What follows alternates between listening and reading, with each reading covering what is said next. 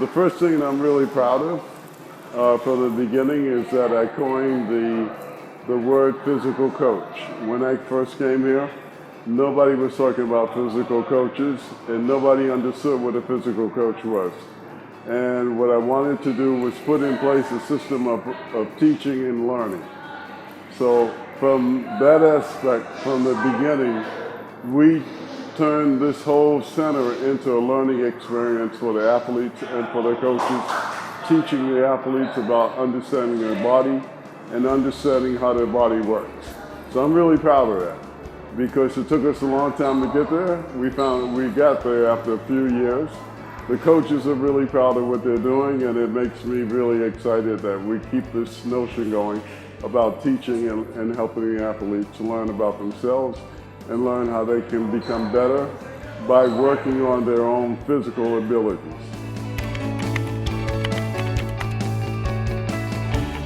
Well, I could say since I was a little kid, but I'm not going to say that. I think I've been practicing, I started to really get involved in it since I was in university, professional athlete, and studying again, getting my master's degree, and then coming back really into the field. So I would say about 25 years, 30 years.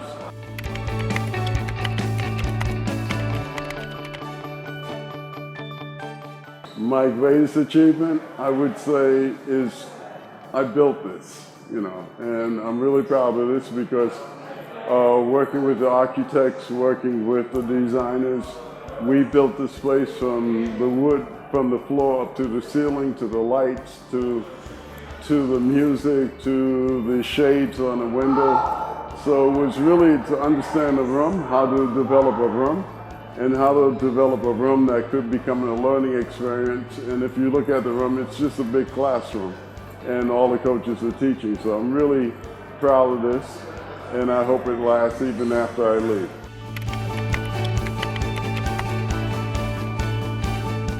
Well, if I'm just coming into Aspetar, one of the advice I would give to all new joiners, as being a pioneer that's been here for years, is you have to buy into the Aspetar culture. We've come from all over the world with different notions and different ways of doing things. When we come to Aspetar, we have to forget all about that. We have to understand what does Aspetar want from us and what can we give Aspetar. And I think we have to understand the culture of Aspetar, we have to understand the goals, we have to understand the direction, and we have to buy into those goals and buy into that direction in order to be successful.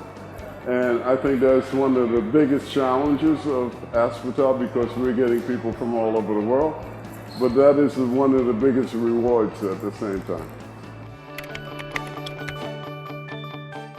Waking up in the morning and looking outside and I see the sun, that inspires me. Coming into work and seeing my team come every day and give the same energy and the same devotion and the same motivation to the athletes coming into the room, that inspires me a lot.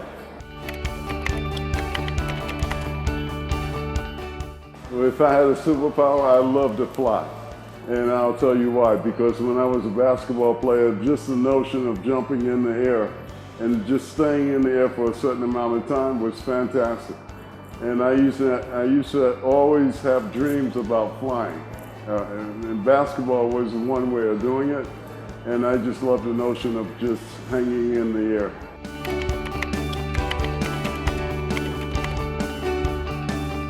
I don't follow anybody on social media. I just have friends, I have mentors, I have people in the profession that I listen to and talk to quite a bit, but I don't follow any colleague on social media. I don't use it that way.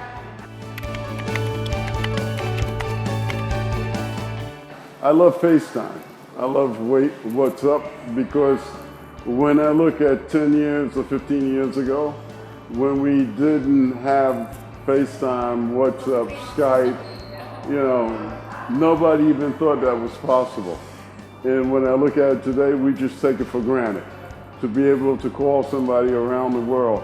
And if their image pops up on the phone and you can talk to them directly, I think that's fantastic. Oh, a kiwi. That's my favorite healthy tree. I love kiwis. Yeah, I have a healthy challenge for one of my colleagues that works in my team. He wants to lose weight, and I challenge him to lose 15 kilos in 2 months. That's my challenge to him.